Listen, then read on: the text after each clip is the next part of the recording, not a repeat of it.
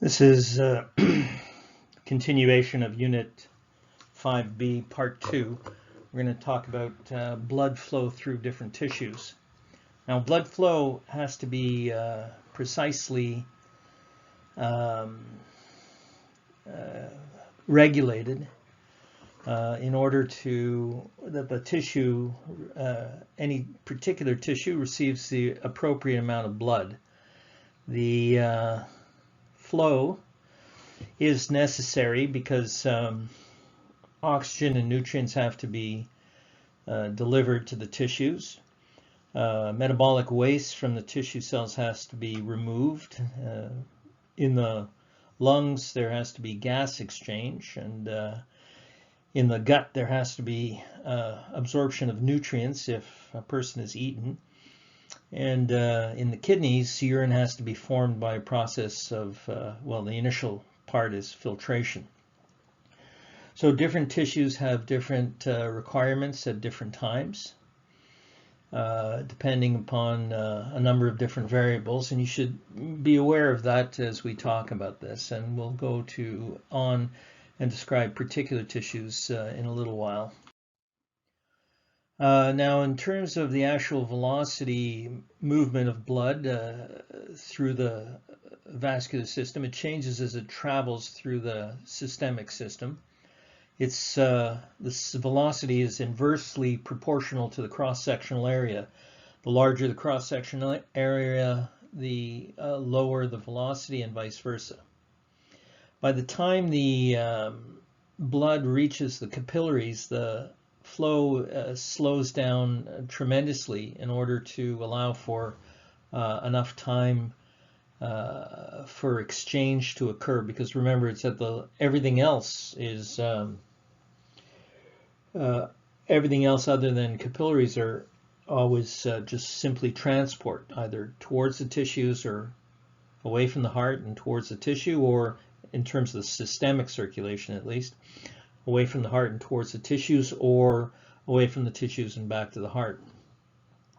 So when the blood reaches the capillaries, that's where you get actual exchange of gas, metabolites, nutrients, etc.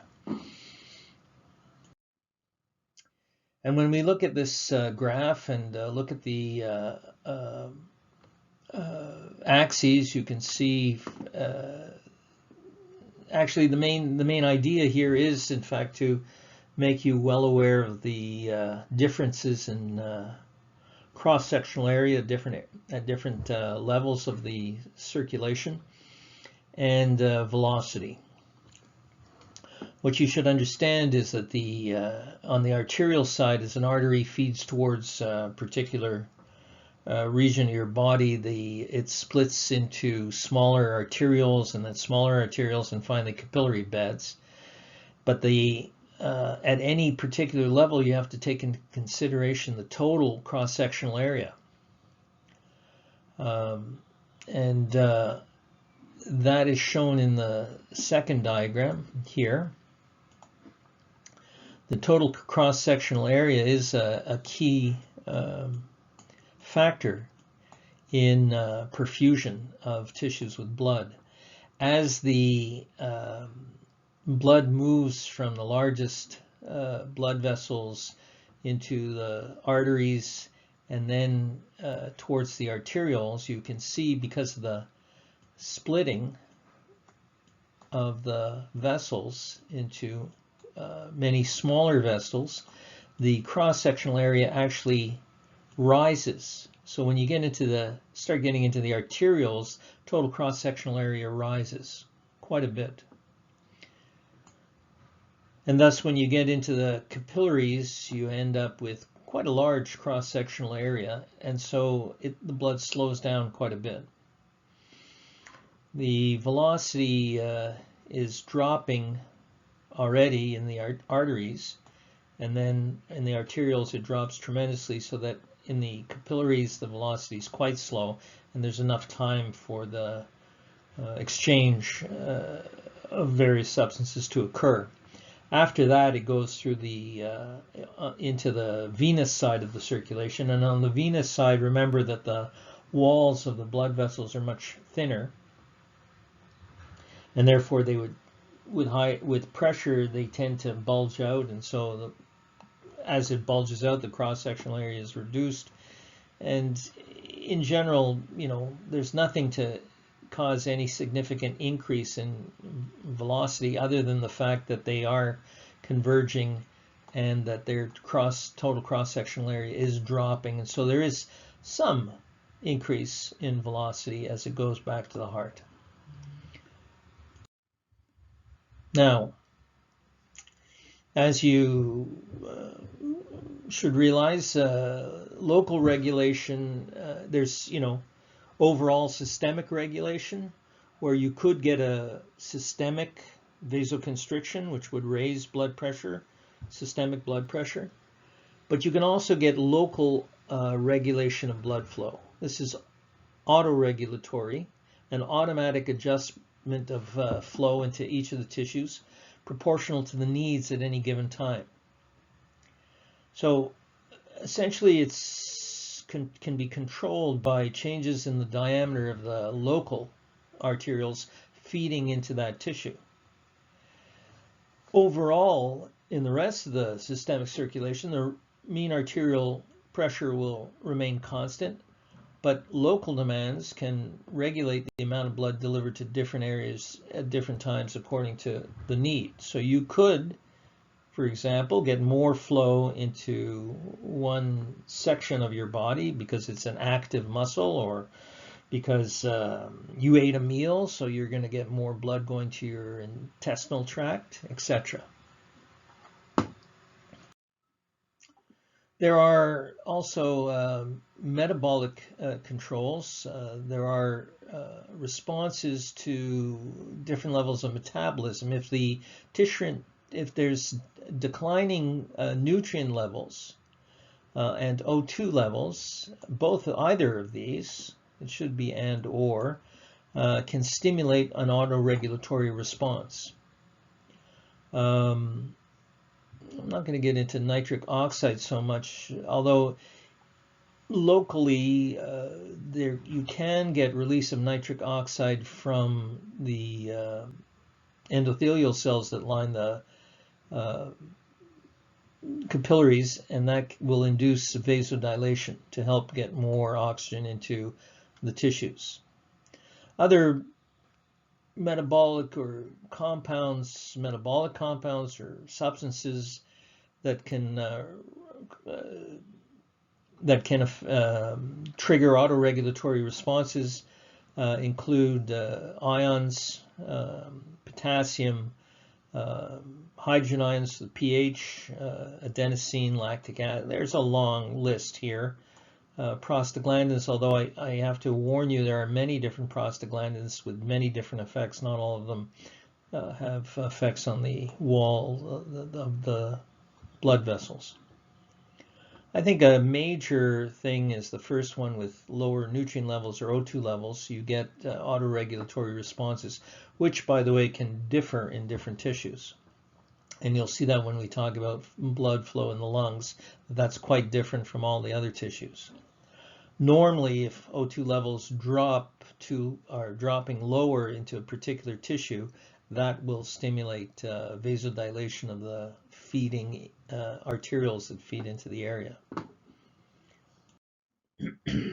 There are also myogenic controls if you don't have adequate blood perfusion, or, in other words, blood flow into an area is too low, or if there's excessively high arterial pressure is getting too high in the vessels because there's too much flow, it will trigger autoregulatory response. It will provoke myogenic responses also. Stimulation of the vascular smooth muscle, either vasoconstriction or vasodilation. So just the pressure alone can cause changes in the smooth muscle around. Now, there are also long-term autoregulatory responses. These will occur if the short-term autoregulatory effects are not adequate to meet the tissue needs or tissue requirements. These take a long time. They can take weeks or even months to increase the local blood flow. Now, the main process of long-term autoregulatory response is called angiogenesis, which refers to the creation or genesis of new blood vessels. And in this case, we're talking about capillaries. Okay, angio refers to capillary increase in capillary numbers. The number of vessels, blood vessels, to a region will increase if the blood vessels that exist that are feeding into that area become enlarged, so there's more blood flow into it. But the capillaries can't necessarily handle that. So if you get an existing arterioles enlarging, then you can, in response, get angiogenesis. Another example would be if a heart vessel becomes partly blocked or occluded. Then you would also could get angiogenesis occurring. And this also actually occurs routinely in people who move to higher altitudes for a prolonged period of time. They will get long-term autoregulatory angiogenesis. Now we're going to go through the different tissues and blood flow through those tissues and unique characteristics associated with the blood flow into those tissues. The resting blood flow into muscles is regulated by myogenic controls and general neural mechanisms that are just responding to PO2 and PCO2 levels. But as muscles become active, and it's quite a fast response, as they become active, as they start contracting and relaxing at a higher frequency, what you get is increased blood flow, which is called hyperemia. So hyperemia is a very rapid response that occurs when muscles become active. It is in fact directly proportional to the increase in metabolic activity of that muscle. Another term for that kind of hyperemia in muscles that are active is called active or exercise hyperemia. In fact, the arterioles in muscles have receptors that can bind the neurotransmitter or hormone epinephrine. So if there's an increase in epinephrine being released from the adrenal medulla because of a sympathetic increase in sympathetic output, and by the way, as soon as you start moving actively, there is an increase in release of epinephrine. Of course, depending on how intensely or how quickly and strongly that kind of muscle reaction is, it'll be higher if it's stronger. But epinephrine can, in those situations, is released into the bloodstream and will bind to arterioles and muscles, the arterioles that feed into the muscles in that area, and will cause a vasodilation, so you get active or exercise hyperemia. The arterioles, the neurotransmitter receptors include cholinergic in arterioles, in the smooth muscle around the arterioles, include cholinergic receptors, alpha adrenergic receptors, and beta adrenergic receptors. So remember, there are subcategories of these receptors, and the response of tissue, in this case we're talking about the smooth muscle and the walls of arterioles, is dependent not only on the ligand, in this case a neurotransmitter, but also the nature of the receptors. Both alpha and beta adrenergic receptors can bind epinephrine. Okay. The blood flow can increase into a muscle that's active. It can increase up to 10-fold because the effect of the epinephrine is to trigger vasodilation. It triggers a relaxation of the smooth muscle and the arterioles that feed into the muscle. So blood flow can increase tenfold. The way it responds is that if you have a lower level of epinephrine binding to beta 2, and this is a subcategory of receptors, beta 2 adrenergic receptors, that causes vasodilation and an increase up to tenfold or more. In contrast, really intense exercise and or sympathetic nervous system activation will result in much higher levels of epinephrine, and at some point higher levels of epinephrine will bind to the alpha adrenergic receptors and trigger the complete opposite. It will cause vasoconstriction. This, in fact, is protective. It prevents muscle oxygen demands from exceeding the cardiac pumping ability. So you do not exceed your cardiac output, which would put a strain on the heart. So with very high levels, they start to bind to alpha 2. Remember, lower levels of epinephrine will bind to the beta 2 receptors. I'll put a big R for receptors. Remember, it's an adrenergic receptor. And trigger vasodilation, so more blood flows in. And if you get higher levels, very high levels of epinephrine, then it starts binding to the alpha receptors, and that triggers vasoconstriction. Now you might wonder, you know, why doesn't it bind to both, and the two, vasodilation and vasoconstriction, cancel each other out? Well, the reason is that the lower level epinephrine will tend to bind to the highest affinity receptors, and these receptors are higher affinity, have a higher affinity or ability to bind to epinephrine than the alpha receptors. So it's only when there's lots of epinephrine around and the beta 2 receptors are starting to get saturated that the alpha receptors will be able to bind up epinephrine and slow things down as a protective response. Now, let's move on to blood flow through the brain. The brain is constantly active, so blood flow, the brain has to receive constant blood flow. So brain blood flow is constant. The cells in the brain, the neurons, are very intolerant of ischemia. It's the most sensitive organ to ischemia. Ischemia is a low level of oxygen, a low PO2.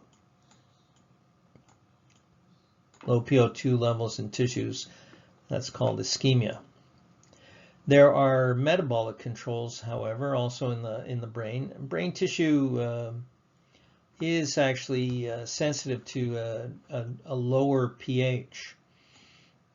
So and tissues that are more metabolically active will produce more CO2 and therefore will have a slightly lower pH. Remember the metabolic response to CO2. When you think of the equation CO2 plus H2O going to H2CO3, which separates into bicarbonate and hydrogen ions. So the brain is extremely sensitive to a lower pH. The increased levels of CO2 that are associated with higher metabolism and can cause a lower pH also trigger marked vasodilation into of blood vessels in those areas of the brain that have the lower pH and higher CO2 level. And so you get more, with that vasodilation, you get more blood flow into that area, drawing the CO2 away and protecting against too low a level of pH developing. There are myogenic controls.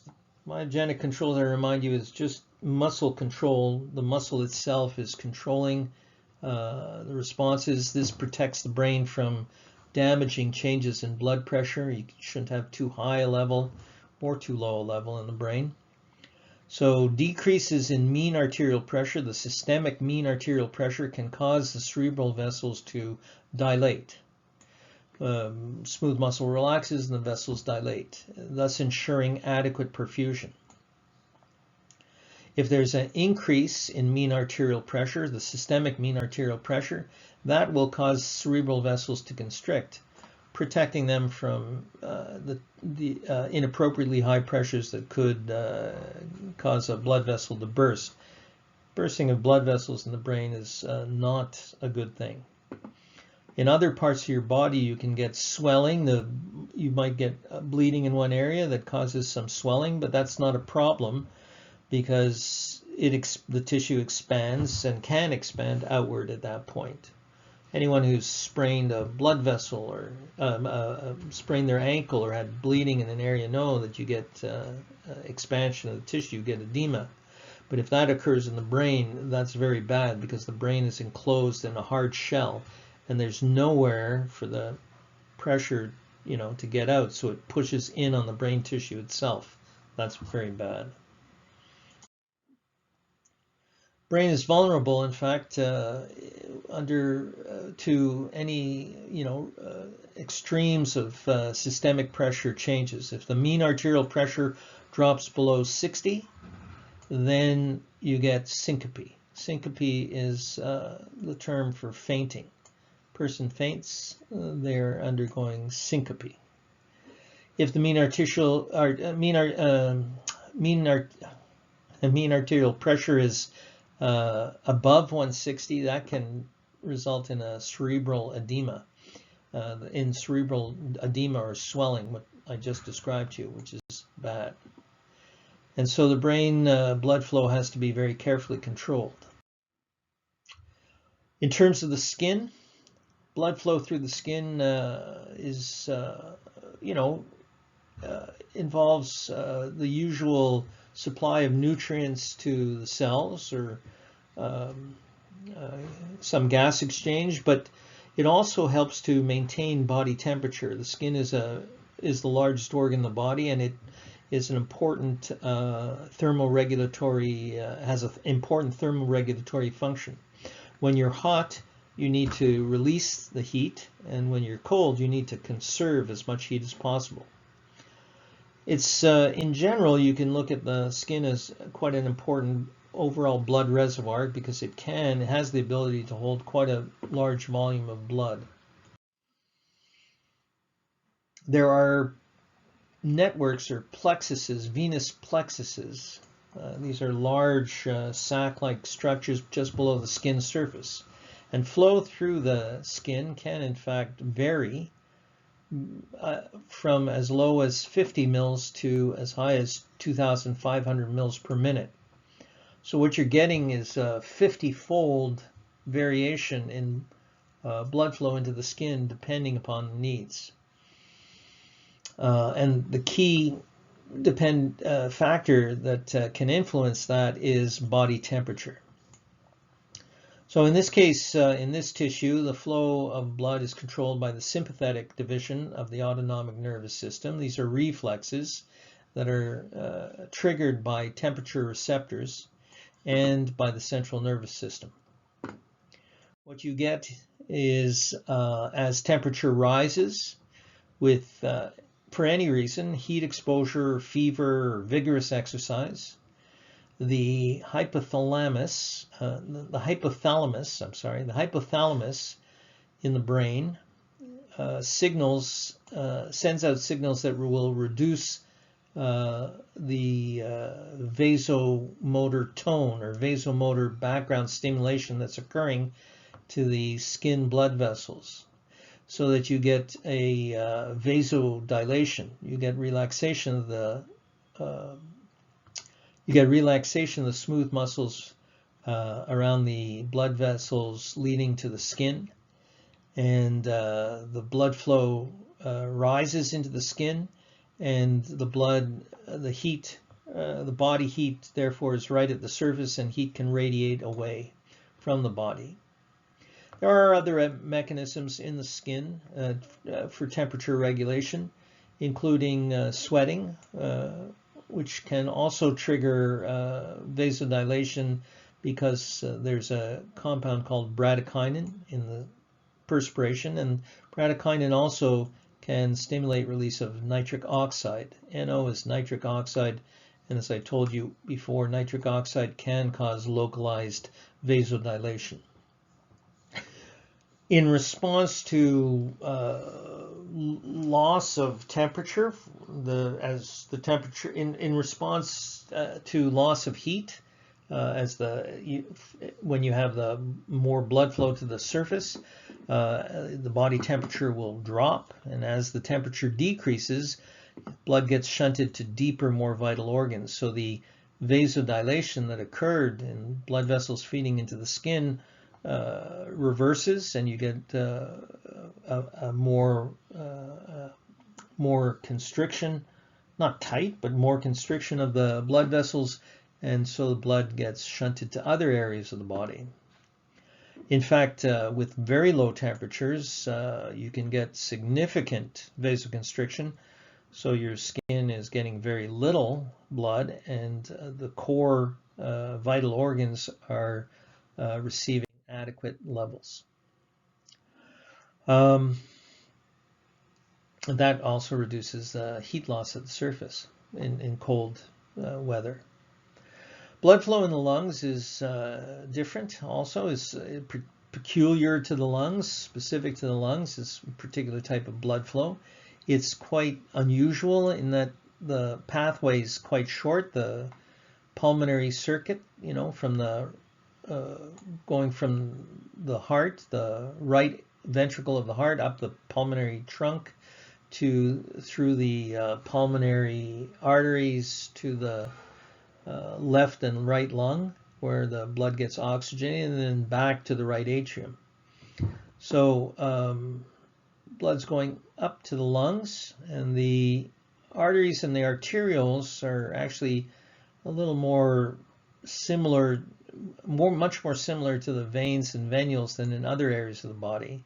They're thinner walled and have large lumens. They don't have to deal with the kind of high pressures that the left ventricle generates into the systemic circulation. So these arteries, arterioles, actually are thinner walled. They have a lower arterial pressure that they deal with. Typical blood pressure is 24/8 as compared in the pulmonary circuit on the arterial side, as opposed to 120/80 in the systemic circulation on the arterial side of the systemic circulation.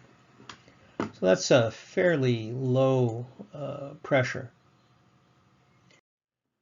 Now the other thing is that there is a autoregulatory mechanism operating in the lungs, in the vasculature of the lungs, the blood vessels of the lungs, which is completely the opposite of that in most other tissues. And this mechanism is termed ventilation-perfusion coupling. If an area of the lungs has a low PO2, a low partial pressure of oxygen, that will trigger vasoconstriction, so that less blood flows into that area. Poor ventilation, airflow in other words, is responded to by a reduction in perfusion. That's quite different from the rest of the body, where if you have a lower PO2 in a tissue, that will cause trigger an increase in blood perfusion into that area. Similarly, high O2 levels can promote vasodilation. So the idea here is that if this is a lung and there's an area that is not receiving air through the trachea, the bronchi, the bronchioles, let's say this area down here is not receiving adequate ventilation, then the degree of perfusion of blood into that area will be significantly reduced, because there is no point in sending blood to get oxygenated into areas that are poorly ventilated that have a low PO2. Similarly, if there's higher O2 level areas, then you'll get vasodilation and blood will flow into those areas so it can pick up oxygen. So it's very closely linked, the ventilation and the perfusion in the area, in the lungs, where well ventilated areas are well perfused, poorly ventilated areas are poorly perfused. The heart, another organ that we need to consider separately in terms of the blood flow. The heart has its own coronary circulation, which is, the muscle of the heart needs to have its own blood vessels, its own capillaries. It's way too thick to pick it up from the chambers inside. The vessels that form the parts of the coronary circulation are influenced by the aortic pressure and the pumping activity of the ventricles. When the ventricles are contracting during ventricular systole, the coronary vessels are compressed, and actually the blood flow to the muscle of the heart, the myocardium, the myocardial blood flow stops. It ceases. Stored myoglobin inside the muscle can supply enough oxygen to compensate. But basically, blood flow is being turned on and off in those blood vessels during systole and diastole. During the diastolic phase in the ventricles, oxygen and nutrients are carried around to the muscle tissue, and as soon as systole occurs, blood flow is stopped because all the vessels are compressed so tightly by the ventricular contraction. Here in the heart, which is a very active muscle, 24/7, 365, the flow of blood is tightly coupled to oxygen demand. When the heart is at rest, blood flow to the muscles appears mainly to be controlled by myogenic mechanisms. However, during strenuous exercise, you get significant dilation, vasodilation of coronary blood vessels in response to the local accumulation of CO2, which is accumulating or increasing. The PCO2 is increasing because the tissue is very active. Remember, you can increase, you have tremendous reserves. Your cardiac output when you're exercising can go up very significantly. The heart rate goes up and the stroke volume goes up, and therefore the cardiac output will go up. In terms of blood flow to the tissues of the heart, the coronary circulation can increase flow 3 to 4-fold in those situations of strenuous exercise. Okay, let's move on and discuss exchange of gases and nutrients at the level of the capillaries. Oxygen, CO2, nutrients, and metabolic wastes are diffusing between the blood and the interstitial fluid and vice versa. From blood to interstitial fluid into the cells for these two, oxygen and nutrients, and from the cells into the interstitial fluid and then into the blood for these two, carbon dioxide and metabolic waste products. And these are they're diffusing along their concentration gradients, always from high to low. That's the normal pathway of diffusion of substances from high to low. As I said, oxygen, nutrients from the blood to the tissues, CO2 and metabolic waste from the tissues to the blood. Water-soluble dissolved molecules can pass through, spaces between the cells or fenestrations, if we're talking about a fenestrated capillary bed. Lipid-soluble molecules will diffuse directly through the cell membranes of the endothelial cells. Anything that is lipid-soluble can pass through lipid And cell membranes are phospholipids. They are phospholipids themselves. So these kind of molecules, lipid-soluble molecules, can diffuse directly through. Anything that is water soluble has to pass through some space, and they move according to the concentration gradient. So here you see these kind of movements. This is a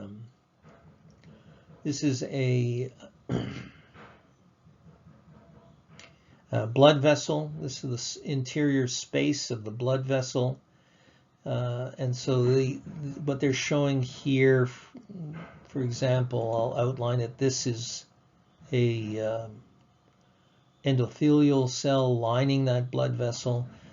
They've kind of exaggerated things for effect in this diagram.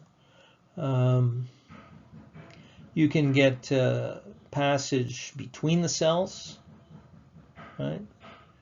Which is possible, and you can also get direct passage through the cells depending upon what kind of substance you're talking about. You can also, if it's a fenestrated capillary bed, you can have these fenestrations, and diffusion can occur through a fenestration. This is the basement membrane, and therefore all of this here is the tissue. Either space is between cells or filled with cells. Both spaces and cells, interstitial space and cells. Now, the fluids will move, and we discuss this to a lesser extent because it's a little simpler in the glomerulus in the kidney. Here there's other factors operating. Fluid movement occurs and depends upon, between the tissues and the blood, depends upon a number of factors. A key factor is the capillary hydrostatic pressure. Let's change this color. The capillary hydrostatic pressure. Which is abbreviated HP subscript C. So capillary hydrostatic pressure, that's essentially the blood pressure in the capillary.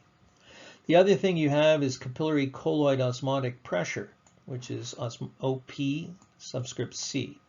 Remember the osmotic pressure, if this is a capillary, the capillary hydrostatic pressure is pushing outwards, but the capillary colloid osmotic pressure is pulling inwards. It's in that direction because it's the ability to cause diffusion of water. Osmosis is the diffusion of water, and in this case the diffusion of water is inwards, at least at the arterial end of the capillary. Let's say this is the arterial end and this is the venular end, and therefore blood flow is in this direction. So what you have in fact is this is an outward force, HPC, and it'll be in the following diagrams. HPC, this is an inward force, OPC. I should have drawn it inside, but that's okay, OPC. You also have the, well, let's move on. It'll show it on the next slide. You have other factors, not just capillary hydrostatic pressure and capillary colloid osmotic pressure, but also the hydrostatic pressure of the interstitial fluid has to be taken into consideration, and the interstitial fluid colloid osmotic pressure. Okay, so it's these two factors minus these two. Okay, that's one way of writing the equation. Because of the minus signs, you end up with you know, and they are acting in different directions. If up is outwards and down is inwards, This pressure, the capillary hydrostatic pressure is,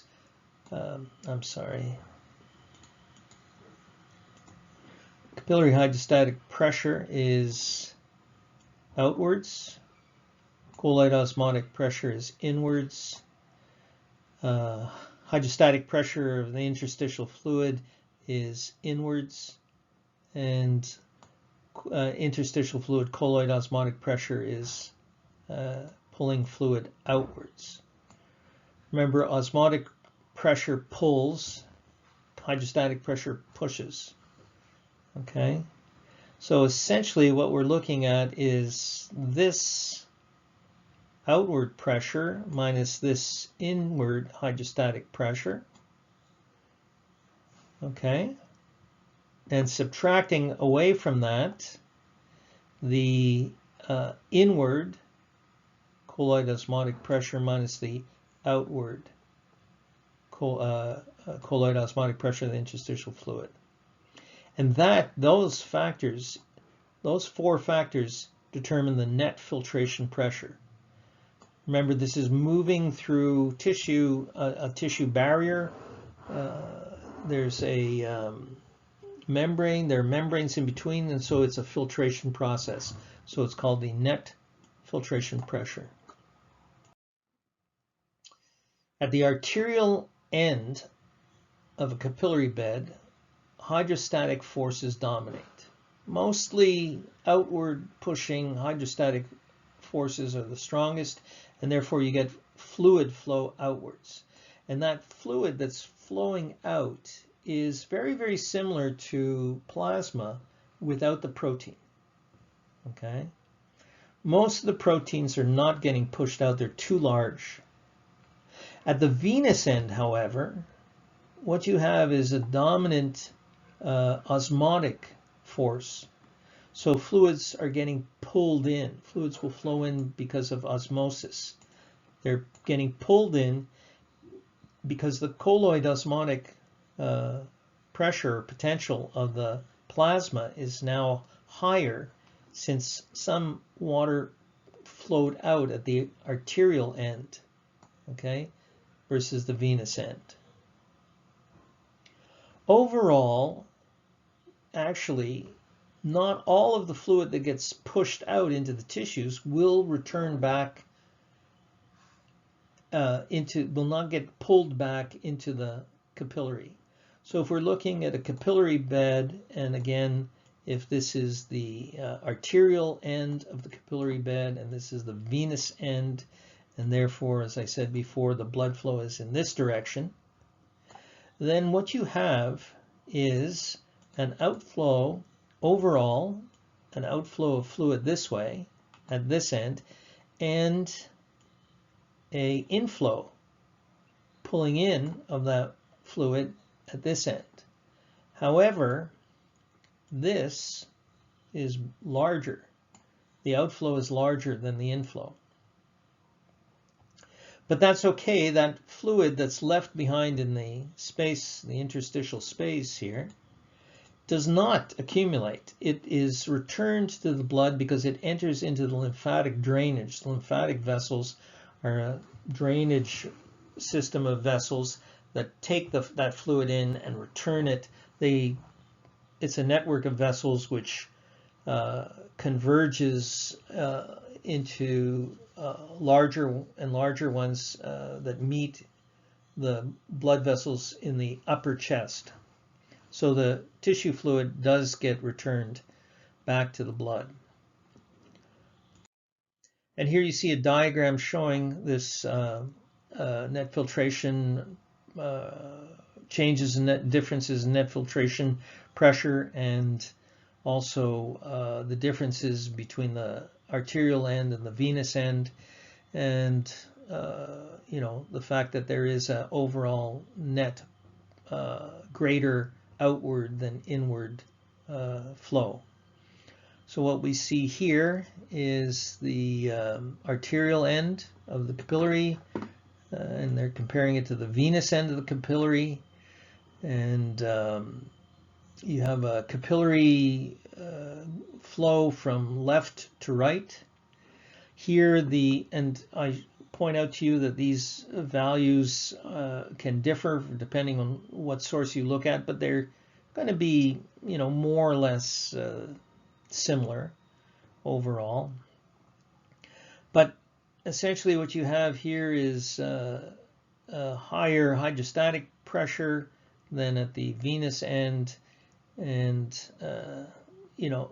because of that change in hydrostatic pressure, there's a greater effect of the osmotic potential at this end, and you get inflow here.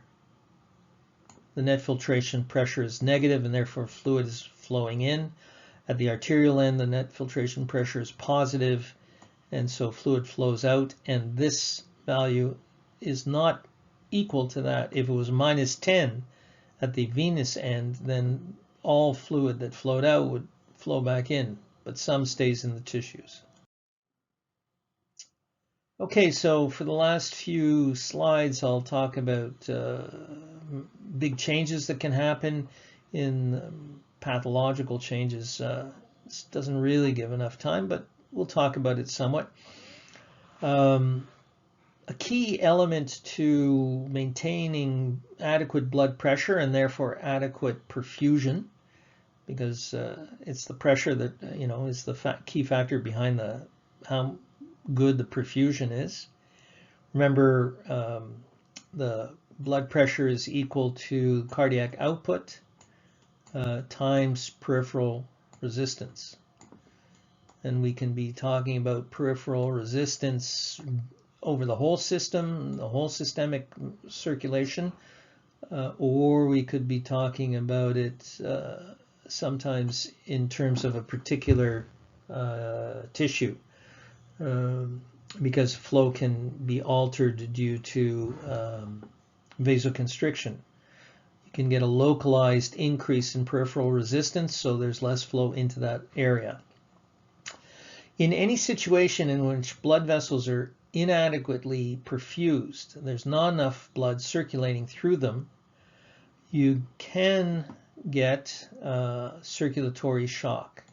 I mean, if it's for any prolonged period of time and you're not meeting the requirements of the tissue, you can get circulatory shock.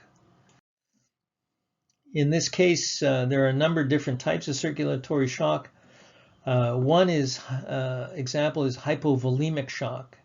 This can result from a large-scale blood loss, in which case you have, remember, the blood pressure also is dependent on the fact that there is adequate fluid within the system. So with a large-scale blood loss, you get a drop in fluid volume, then you can get hypovolemic shock, and the blood pressure is drop due to the drop in blood pressure associated with that drop in loss of blood. That will trigger a response in the heart to beat much faster, but the pulse often is weak because there's not enough venous return back to the heart. Large-scale blood loss causes a drop in venous return of blood back to the heart. The heart's not filling. It's, you're getting feedback that the blood pressure is dropping, so the heart rate is going up, but still the heart doesn't have enough venous return, and so stroke volume is down, and the heart is trying to compensate and raise blood pressure back up by raising the heart rate. However, it could be, depending upon the level of blood loss, insufficient because the stroke volume is too small, because you've lost too much blood, so you don't get good venous return. Another type of circulatory shock is vascular shock, which can result from extreme vasodilation, generalized vasodilation, leading to vascular shock. Also cardiogenic shock, in which the heart cannot sustain adequate circulation. This can be due to a heart attack, problem with the contractions in the heart because of well, there are a number of reasons why the heart could stop operating properly. This is one that is more clear in terms of what your level of understanding is at this point, the hypovolemic shock. And here in the last slide, we talk about that in more detail, and you should go through that. A lot of the things that I've told you about are here, described here. And I don't think we haven't done, I don't know, have we done, yes, we have done respiration, I believe.